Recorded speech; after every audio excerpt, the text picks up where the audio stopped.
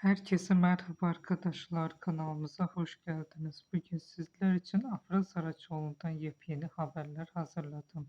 Afra Saraçoğlu son yıllarda Türk televizyon ve sinema dünyasında hızla yükselen, genç yaşına rağmen güçlü bir ekran etkisi yaratmayı başaran isimlerden biri olarak öne çıkar. 1997 yılında Balıkesir'de doğan oyuncu kariyerine 2016 yılında adım atarak kısa sürede geniş bir izleyici kitlesine ulaşmayı başardı.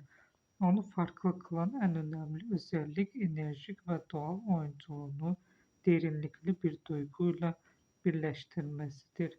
Afra Saraçoğlu'nun performanslarında yapaylık hissedilmez, sahneleri zorlamaz, aksine akışına bırakır ve bu da izleyici güçlü bir bağ kurmasını sağlar.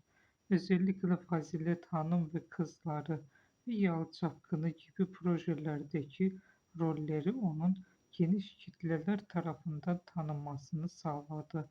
Oyunculuğun temelinde canlılık ve içtenlik vardır. Hem romantik hem de dramatik sahnelerde dengeli bir performans sergileyebilmesi onun çok yönlü bir oyuncu olduğunu gösterir. Küçük mimiklerle büyük duygular aktarabilmesi izleyicinin karakterle empati kurmasını kolaylaştırır. Afra Saraçoğlu sadece oyunculuğuyla değil, aynı zamanda ekran enerjisi ve duruşuyla da dikkat çeker.